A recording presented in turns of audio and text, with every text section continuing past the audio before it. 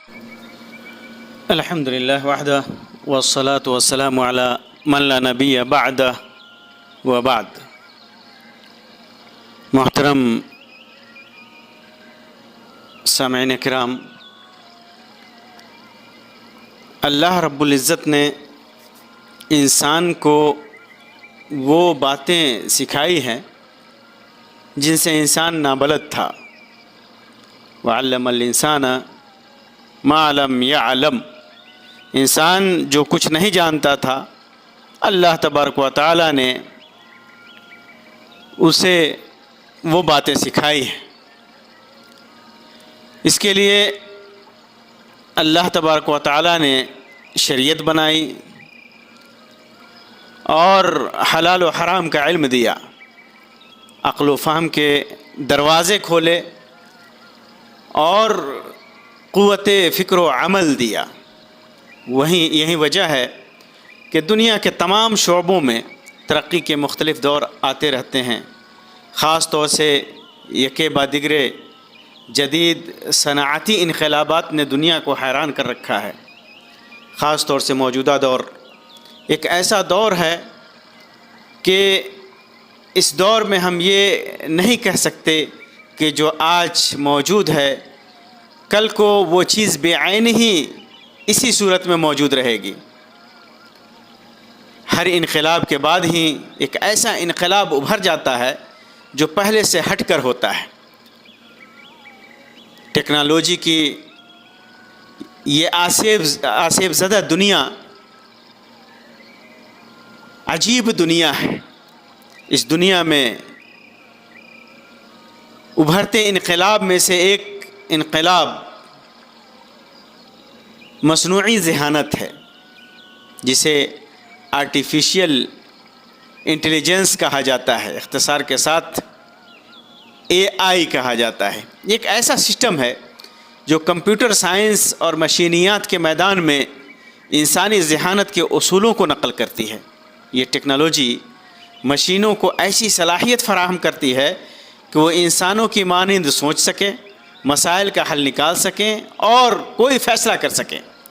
واضح رہے کہ مصنوعی ذہانت کا دائرہ کار بہت ہی وسیع ہے.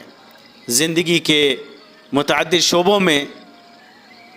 اس کا استعمال عام سی بات ہو گئی ہے، جیسے بیماریوں کی تشخیص اور علاج کے منصوبے کے تحت طب کے میدان میں، ذاتی نوعیت کے تعلیمی منصوبے کے تحت تعلیم کے میدان میں، خودکار مشینیں اور روبوٹنگ کے نظام کے تحت صنعت کے میدان میں، اور اسی طرح خودکار سرمایہ کاری اور اس سے متعلق امور کے تحت مالیاتی خدمات کے لیے وغیرہ وغیرہ. موبائل سے شروع ہو کر اس کا اثر کمپیوٹر تک پہنچتا ہے، بلکہ اس کا عمل و دخل کمپیوٹر تک پہنچتا ہے. ویب سائٹس اور روبوٹ تک اس کے اثرات نظر آتے ہیں جو انسان کی زندگی کے تمام گوشوں جیسے تعلیم، تجارت، مال و دولت، صنعت سے لے کر زندگی کے روزانہ کے چھوٹے بڑے ہر معاملات پر یہ علم یہ سائنس اپنا تسلط جما چکا ہے. در حقیقت مصنوعی ذہانت یہ کمپیوٹر سائنس کی ایک شاخ ہے جو انسانی ذہانت کی نقل کرنے کے قابل نظام تیار کرنے کے لیے کام کرتی ہے. یہ میدان مشینوں کو سیکھنے، شکلوں اور نمونوں کو پہچاننے، معلومات کے مطابق کارروائی کرنے، حساب و کتاب، توصیل اصوات و مواد کی ترسیل اور توصیل، تخمینی امور اور انسانوں کی طرح فیصلے کرنے جیسے کام کو انجام دینے کے مواقع فراہم کرتا ہے. آسان زبان میں کہیں تو ان مشینوں میں ذخیرہ شدہ معلومات کی بنیاد پر سوچنے، سیکھنے، فیصلے کرنے اور مسائل کو حل کرنے کی صلاحیت موجود ہے. بلا شبہ یہ مصنوعی ذہانت اپنے بندوں پر اللہ رب العزت کی نعمتوں میں سے ایک نعمت ہے جو انہیں وہ چیزیں سکھاتی ہے جو وہ پہلے نہیں جانتے تھے، اور جو کچھ بھی زمین اور آسمان میں ہے ان کے لیے دستیاب کراتی ہے تاکہ وہ انہیں ان چیزوں میں استعمال کر سکیں جو ان کی زندگیوں میں ان کو فائدہ پہنچاتی ہیں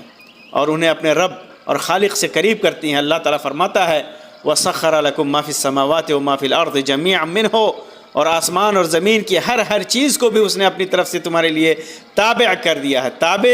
اور مطیع کرنے کا مطلب یہی ہے کہ ان کو اپنی رحمت اور فضل خاص سے ہماری خدمت پر اللہ تبارک و تعالیٰ نے معمور کر دیا ہے. ہمارے مصالح اور منافع اور معاش سب انہی سے وابستہ ہیں. یہ اللہ کی عطا کردہ ذہانت اور صلاحیت ہی ہے کہ لوگوں کے لیے مصنوعی ذہانت سے استفادہ آسان ہو گیا ہے. کچھ لوگوں نے اس کا خوب استعمال کر کے اپنی اور اپنی صلاحیتوں کی نشو و نما کی ہے، اور دوسروں کو فائدہ پہنچانے، علم پھیلانے، اپنے معاشرے کے لیے مفید ذرائع تیار کرنے اور لوگوں کو اپنے رب کے قانون سے روشناس کرانے میں اہم کردار ادا کیا ہے.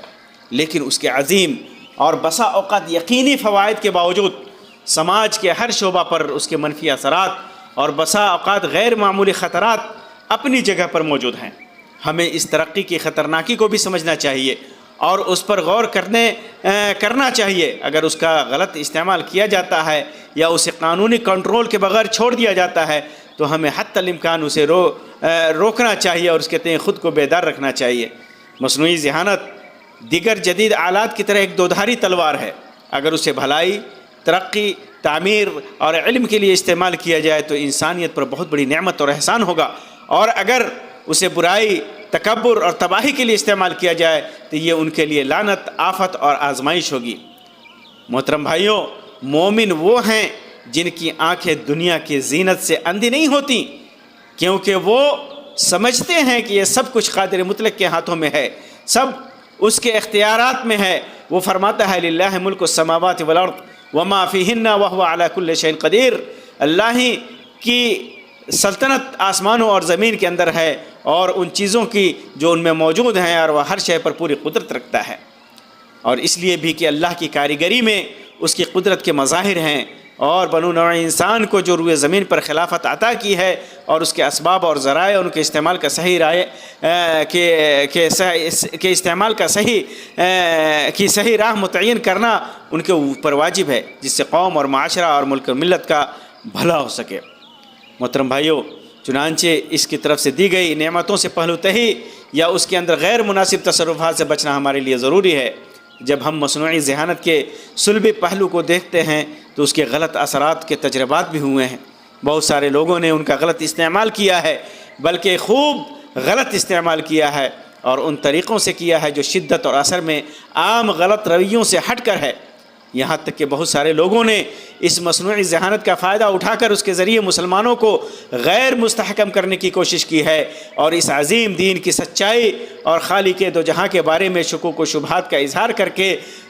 اس کے دین سے لوگوں کو بیزار کرنے کی کوشش کی ہے. کچھ لوگوں نے مسلمانوں کے خلاف اسی کے ذریعے تجسس کا رویہ اختیار کر کے ان کے درمیان منافرت اور انتشار پیدا کرنے کی کوشش کی ہے. دین اور دین کے علم بردار علماء کی کردار کشی کی کوششیں بھی اسی سلسلے کی کڑی ہے.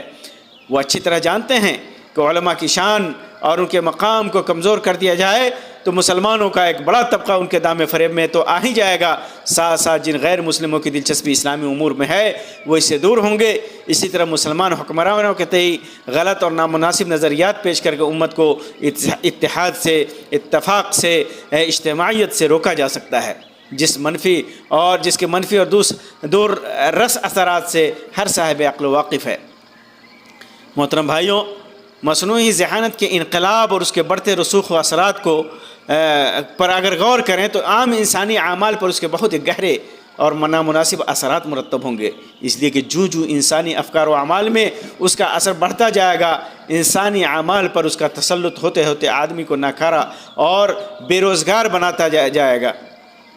اس لیے کہ ایک بڑا طبقہ جو اپنے کاروبار میں منافع اور خوب منافع کا خواستگار ہوگا، انسانوں سے زیادہ مشینوں اور اختراعی ذہانت پر بھروسہ کرنے لگے گا، جس کا واضح نتیجہ عام انسانوں کے تعطل عمل کی شکل میں پیش آئے گا، جو بے روزگاری کو بڑھاوا دے گا. بلکہ آج دنیا کی بڑی بڑی کمپنیوں میں اور کاریگر سماج میں اس کا واضح اثر دیکھنے کو مل رہا ہے. اسی طرح اخلاقی مسائل سے لے کر فیصلہ سازی میں برتے جانے والے تعصب جیسے امور بھی ہمارے سامنے ہیں. چنانچہ اگر اس مسئلے کا کوئی مثبت حل نہیں نکالا گیا تو اس کے منفی اثرات ہر صاحب عقل کے سامنے ہے. بلا شبہ ایک سچا مومن ذہین اور ہوشیار ہوتا ہے. وہ جانتا ہے کہ اپنے دین اور دنیا کی بھلائی کے لیے کہاں کھڑا ہونا ہے. اپنے دین اور ایمان کی حفاظت کے لیے کون سے ذرائع کب اور کہاں میسر ہوں گے، دین و ایمان کا دفاع کیسے کرنا ہے اور اسے پھیلانے کے لیے جدید ذرائع کا استعمال کیسے کرنا ہے۔ ترقی پذیر دنیا کا کوئی بھی سائنس اور ٹیکنالوجی اس کی داعیانہ اور مومنانہ کردار کو کبھی ہیچ نہیں کر سکتی، بلکہ ہر بدلتے وقت موسم اور ماحول کو وہ اپنے لیے مذکورہ کردار کی مہمیز کے لیے اپنا ہتھیار بنانا اچھی طرح آتا ہے۔ اسلام کی اسلاف کی تاریخ نے ہمیں یہی سبق دیا ہے، چنانچہ اس موضوع میں اپنے دین کی حفاظت کے لیے اس کا عمل اور فکر کا دائرہ بہت زیادہ بڑھ جاتا ہے، اور اس کی ذمہ داری ہر بدلتے وقت کے ساتھ دوچند ہو جاتی ہے۔ اس مناسبت سے اگر یہ کہا جائے کہ شریعت کی تعلیم و تعلم کے تعلق سے مصنوعی ذہانت نے شرعی مواد کو جہاں وسعت دی ہے، وہیں اس کے حصول کا دائرہ بھی محدود اور معہود کر دیا ہے۔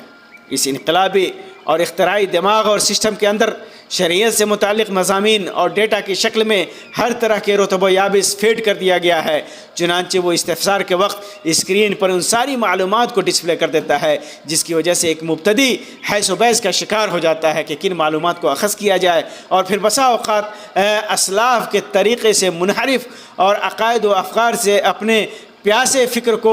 منحرف عقائد و افکار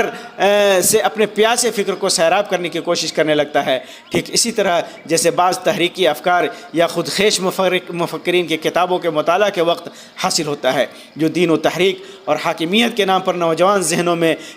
سویٹ پوائزن انڈلنے کی کوشش کرتے ہیں، اور ایک بڑا طبقہ ان کے دام فریب میں کا شکار ہو کر قرآن و سنت اور منہج صحابہ کے اندر شک اور ارتیاب کا شکار ہو جاتا ہے۔ سچ کہیں تو بسا اوقات اس سسٹم پر فسق کا اطلاق 100% درست معلوم ہوتا ہے، جس کی کسی بھی خبر پر آنکھ مود کر بھروسہ نہیں کیا جا سکتا، بلکہ اس کے اندر مناسب اور جائز تفتیش ایک مومن کے شایان شان ہے۔ چنانچہ اللہ تعالیٰ فرماتا ہے، یا ایھا الذین آمنوا ان جاءکم فاسق بنبأ فتبینوا ان تصیبوا قوما بجہالہ فتصبحوا علی ما فعلتم نادمین۔ اے مسلمانوں، اگر تمہیں کوئی فاسق خبر دے تو تم اس کی اچھی طرح تحقیق کر لیا کرو، ایسا نہ ہو کہ نادانی میں کسی قوم کو ایذا پہنچا دو پھر اپنے کیے پر پشیمانی اٹھاؤ۔ اس آیت کریمہ کے اندر اس کی شان نزول کی بحث سے قطع نظر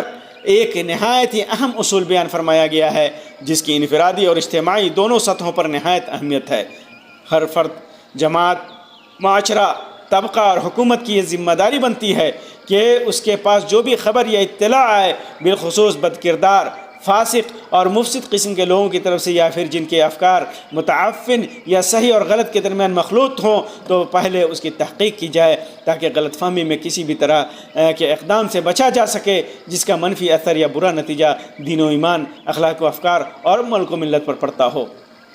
اس لیے ایک طالب علم اور عام مسلمان کے لیے ضروری ہے کہ کسی بھی میدان کی متعفن ذہانت کے ساتھ ساتھ ان مصنوعی ذہانت سے استفادہ کے وقت بیدار مغز رہے، اور کتاب و سنت کے طریقے اور اسلاف کے منہج کو پیش نظر رکھے، ورنہ یہ دودھاری تلوار کبھی بھی اور کہیں بھی ان کے فکر و فہم پر زخم لگا سکتا ہے۔ چنانچہ اول تو کسی بھی مسئلہ میں اس سسٹم کے پیش کردہ مواد پر کلی بھروسہ نہ کیا جائے، بلکہ اصل مراجع کی طرف رجوع کیا جائے، اور اگر ضرورت پڑے تو علماء حق کی طرف رجوع کیا جائے، تب کہیں جا کر اس سسٹم کے خفیہ اور ظاہری نقصانات سے بچا جا سکتا ہے۔ اللہ تعالی ہمارے اندر صحیح فکری صلاحیت پیدا کر دے اور ہمارے دین و ایمان کی حفاظت فرمائے۔ آمین رب العالمین، وآخر دعوانا ان الحمدللہ رب العالمین، وصلی اللہ علی خیر خلق وسلم، والسلام علیکم ورحمۃ اللہ وبرکاتہ۔